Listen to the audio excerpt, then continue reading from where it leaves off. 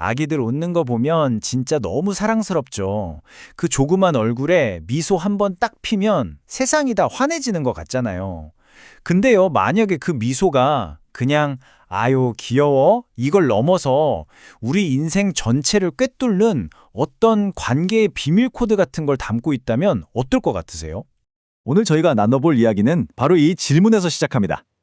아기의 미소는요, 사실 한 인간이 앞으로 만들어갈 모든 사회적 관계, 그 시작을 알리는 아주 중요한 신호거든요. 자, 지금부터 이 비밀 코드를 함께 풀어보겠습니다. 자, 우선 아기 미소에는 종류가 두 가지가 있다는 것부터 알아야 해요. 하나는 우리가 흔히 베넷짓이라고 부르는 거, 이건 반사적 미소예요. 말 그대로 그냥 반사적으로. 아기가 잠결에 자기도 모르게 짓는 거죠. 내부적인 어떤 신경 자극 때문이고요. 근데 오늘 우리가 파헤쳐볼 진짜 주인공은 바로 사회적 미소입니다. 이게 생후 한 3주에서 5주쯤 되면 나타나기 시작하는데 이건 차원이 달라요. 외부 자극, 그러니까 엄마, 아빠 얼굴이나 목소리에 반응해서 짓는 의도된 미소라는 거죠. 이게 바로 세상과 나누는 첫 소통인 셈이에요. 그럼 이 사회적 미소에는 대체 어떤 비밀스러운 의미가 숨어 있을까요? 한마디로 이건 세상과 나누는 첫 번째 대화라고 할 수 있습니다.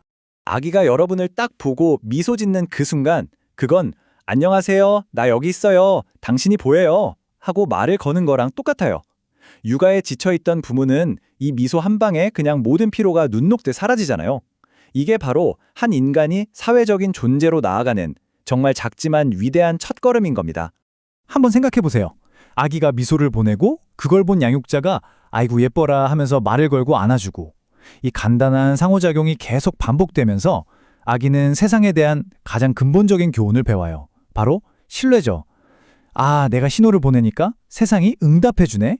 여긴 꽤 안전한 곳이구나 하면 믿음의 씨앗이 바로 이 순간 마음속에 심어지는 겁니다. 이렇게 아기랑 양육자 사이에 만들어지는 강력한 초기 유대감, 이걸 과학적으로 설명하는 아주 중요한 이론이 있습니다. 바로 애착 이론인데요. 우리 삶의 안전 기지가 어떻게 만들어지는지에 대한 이야기입니다. 애착 이론의 핵심은 생각보다 간단합니다. 정신과 의사였던 존 볼비가 주장한 건데요. 아기는 태어날 때부터 본능적으로 누군가와 깊은 관계를 맺으려는 욕구를 가지고 있다는 거예요. 생존하고 또 건강하게 자라려면 적어도 한 명의 주 양육자와는 아주 끈끈한 정서적 유대를 만들어야만 한다는 거죠. 이건 그냥 밥 주고 재러 주는 걸 넘어서는 아주 깊은 정서적 연결에 대한 갈망의 셈입니다. 자, 그럼 이 애착 관계라는 걸 눈으로 어떻게 확인할 수 있을까요? 여기서 아주 기발한 실험이 하나 등장합니다. 발달 심리학자 메리 에인스워스가 만든 낯선 상황 실험인데요. 총 4단계로 진행돼요. 엄마랑 아기가 잘 놀고 있다가 낯선 사람이 들어오고요. 엄마가 잠시 나갔다가 다시 돌아와서 아기를 달래주는 거예요. 이 짧은 과정을 통해서 아이가 스트레스를 받을 때 양육자에게 어떤 반응을 보이는지 그 관계의 질을 아주 명확하게 볼 수 있었던 거죠. 여기서 제일 중요한 포인트는 바로 엄마가 다시 돌아왔을 때 아기가 어떻게 행동하느냐 하는 겁니다. 이 낯선 상황 실험을 통해서 보니까요. 아이들이 양육자와 맺는 이 초기 유대 관계가 크게 4가지 패턴으로 나뉜다는 게 밝혀졌습니다. 자, 그 4가지 유형을 한번 살펴볼게요. 첫 번째는 안정 애착이에요. 이 아이들은 엄마가 돌아오면 반가워하고 금방 안정을 되찾아요. 왜냐하면 내가 필요할 때 엄마는 항상 내 곁에 있어줄 거야 하는 일관된 경험을 통해 신뢰가 단단하게 쌓였기 때문이죠. 두 번째는 불안 양가 애착입니다.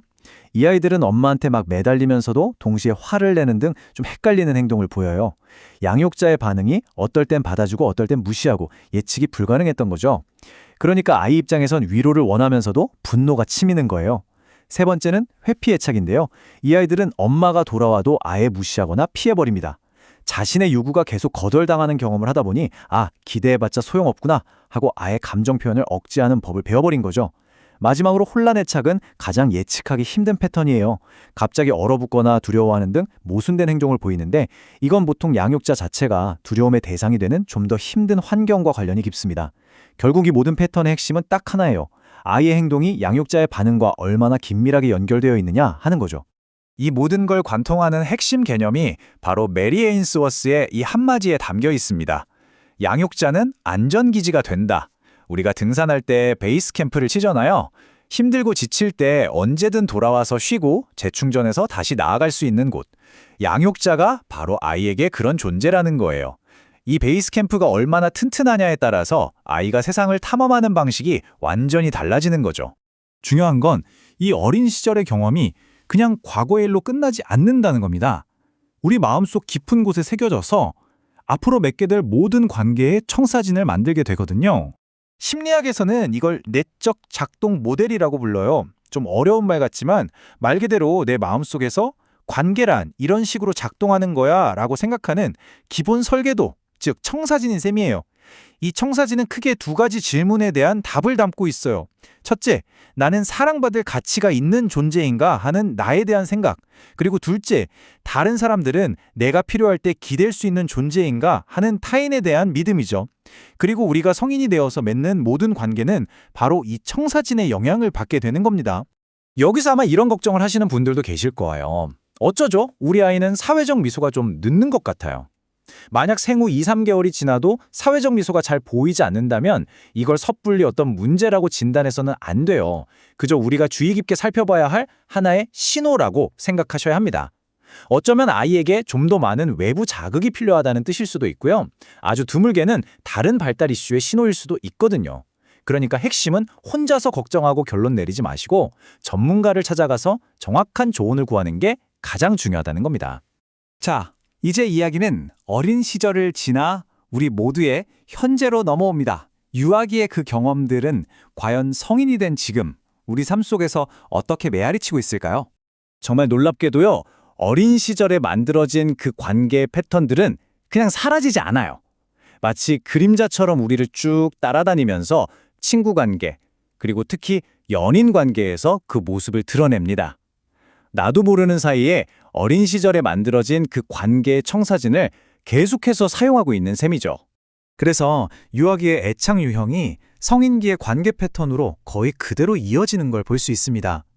유아기의 안정 애착은 성인이 되었어도 자신과 타인을 믿는 안정형으로, 불안 양가 애착은 관계에 대한 걱정이 많고 집착하는 불안 몰두형으로, 또 회피 애착은 친밀한 관계 자체를 부담스러워하는 거부 회피형으로, 그리고 마지막으로 혼란 애착은 관계를 간절히 원하면서도 동시에 두려워하는 두려운 회피형으로 이어지는 경향을 보입니다.